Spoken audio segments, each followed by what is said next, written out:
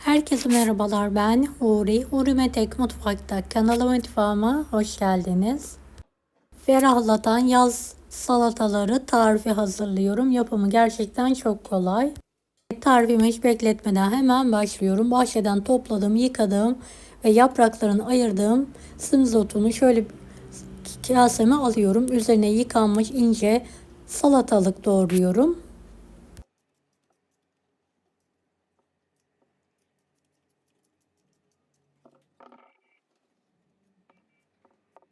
Şöyle 3-4 tane doğruyorum.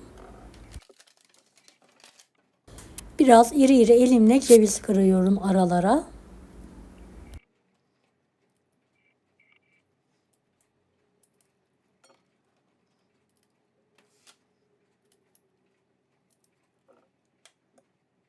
Bir tane şeftalim var. Kabuğunu sayıyorum.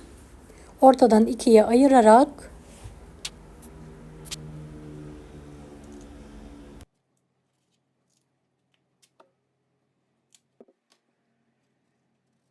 salatamın içine doğruyorum.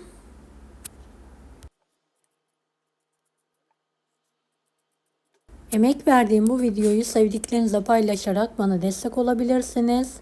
Ve tekrardan üzerine iri kırım cevizleri şöyle parça parça kopartarak alıyorum.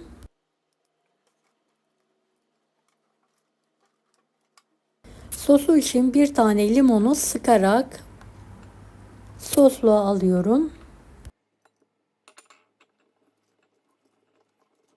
Üzerine biraz sıvı yağ, biraz tuz ekliyorum ve karıştırıyorum. Servise yakın üzerine gezdirebilirsiniz. Biraz da sirke ilavesi yapıyorum.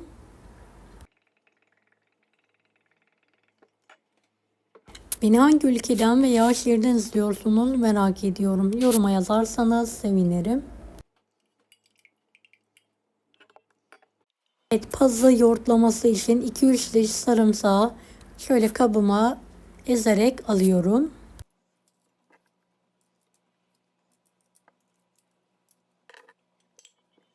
Bir kavanoz ev yoğurdunu ilave ediyorum. Biraz mayonez ekliyorum.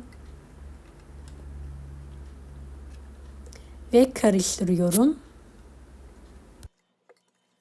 Üzerine haşlanmış, suyu sıkılmış, soğuk pazımı ekliyorum.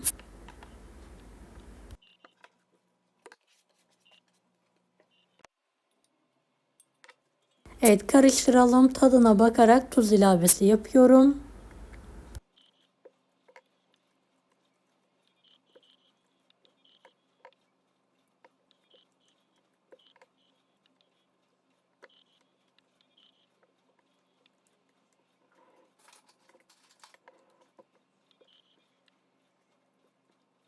Evet, bol yoğurtlu paza yoğurtlamamda servise hazırlıyorum. Servise yakın üzerine kırmızı toz biberli yağ gezdiriyorum.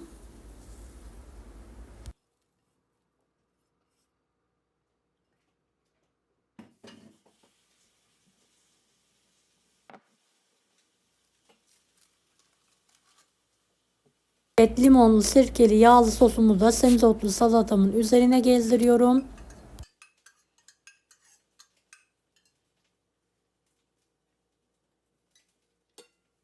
Kolay, lezzetli, pratik salatalarım yemeye hazır. Davet sofralarına kolaylıkla hazırlayabilirsiniz. Deneyecek olan herkese şimdiden kolaylıklar dilerim. Allah'a emanet olun. Hoşça kalın.